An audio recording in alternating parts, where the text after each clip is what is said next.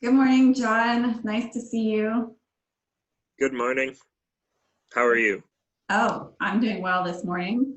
The cats are distracted and there's no traffic right now, so it's perfect time to film a video.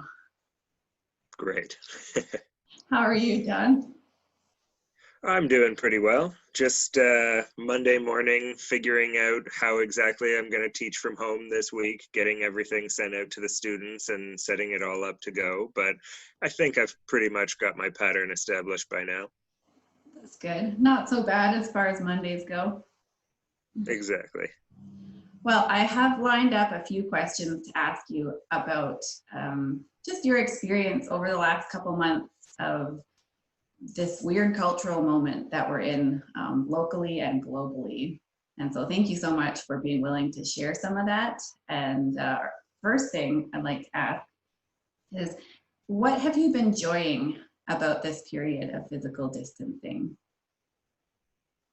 I think the biggest thing that I've enjoyed through this whole thing has been just getting more time to spend at home with my wife, Siobhan. We enjoy each other's company and things have been pretty smooth and easy in our house. I mean, it's just the two of us and some crazy dogs. And some days it would be nice if there was one or two less of them. We have two in total.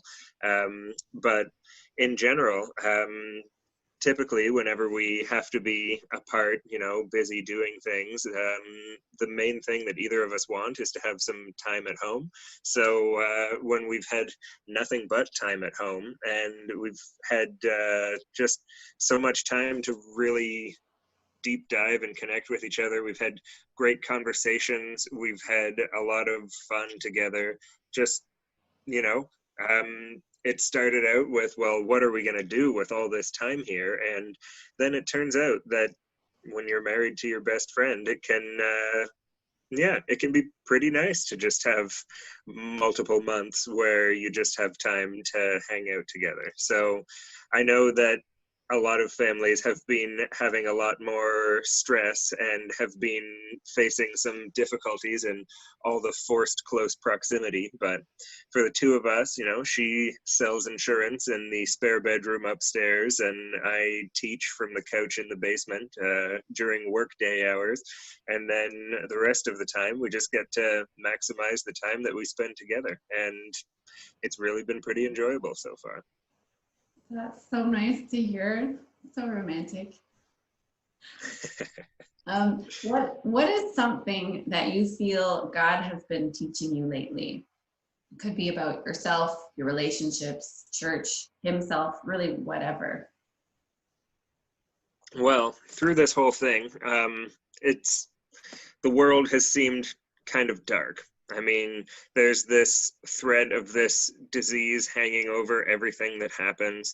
The more you pay attention to the news, the scarier and more shocking everything can seem, especially right now with all the protests going on and just new layers of trouble over the world at all times. There have been a few moments through this whole experience where I've kind of felt overwhelmed by it all and where I've felt like the world is just spiraling out of control and there's very little hope. But God has really shown me, as especially in the recent 3 weeks or so, um, I've always known that my easiest way to really connect with God is nature.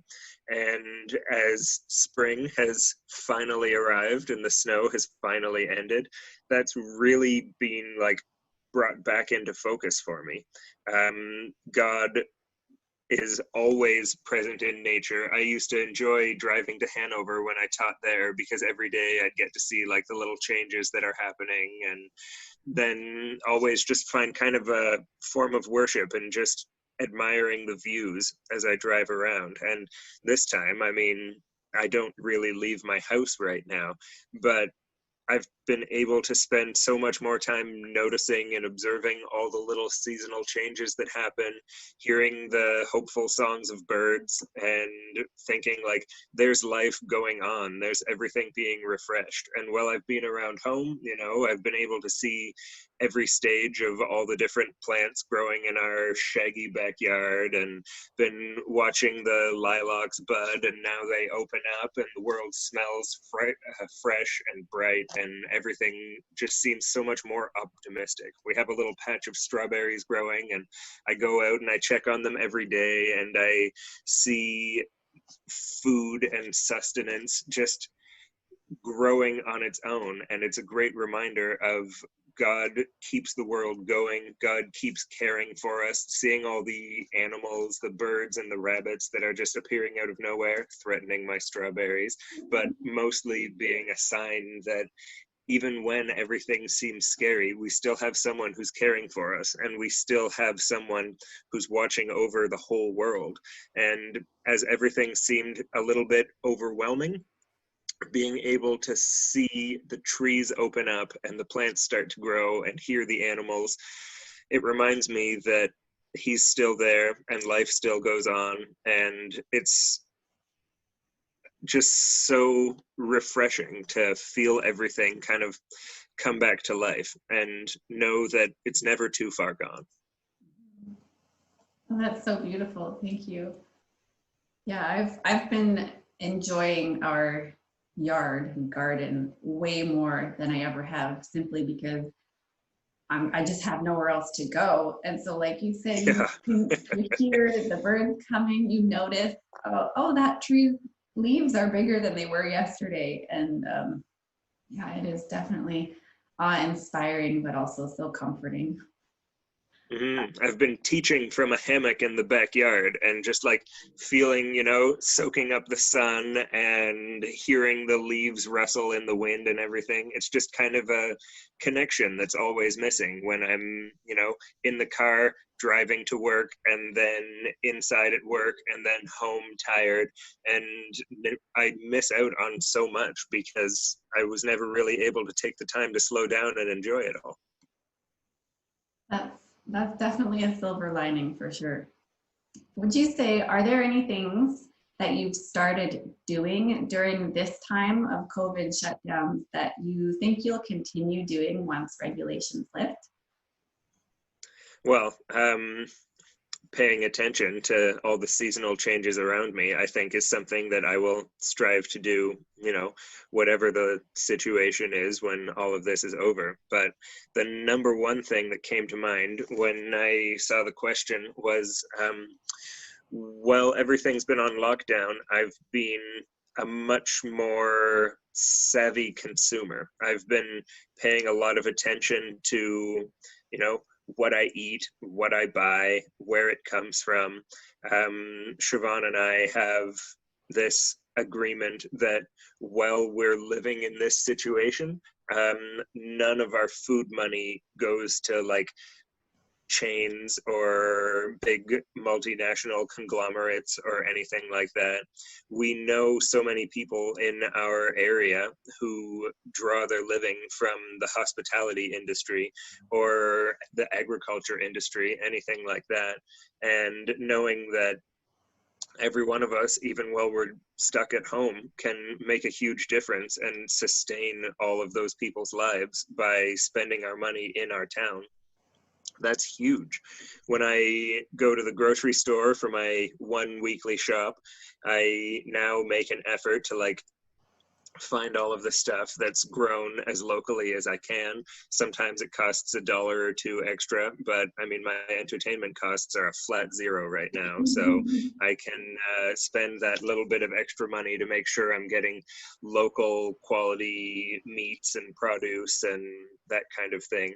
And yeah, you know, once a week we spoil ourselves with some takeout or some delivery food, and we've been trying to include all the different restaurants around town in that to do our part to keep everything running in this town. One of the first things I realized when it all locked down was that restaurants and non-essential local businesses are kind of my favorite parts of living where we live.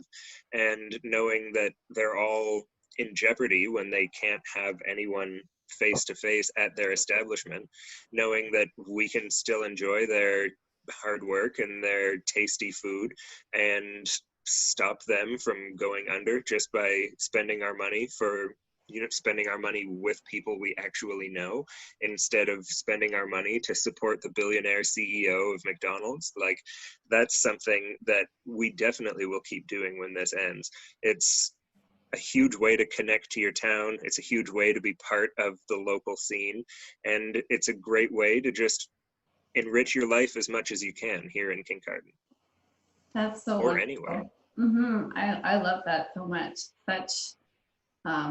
It opens such a door when you consider the impact of every purchase. And I love your initial response to the question was continue paying attention. I mean, that's such a mindful thing to do, to be present. And yeah, that's definitely come through even in your previous answers as well. And so that's really helpful and encouraging for all those of us listening as well. And anyway, I think that's about all we have time for today, but thank you so much for offering your insight, a little bit of your time as well. So have all right, thank you. Wonderful day and rest of the week. Yeah, you too. Thank you. See ya.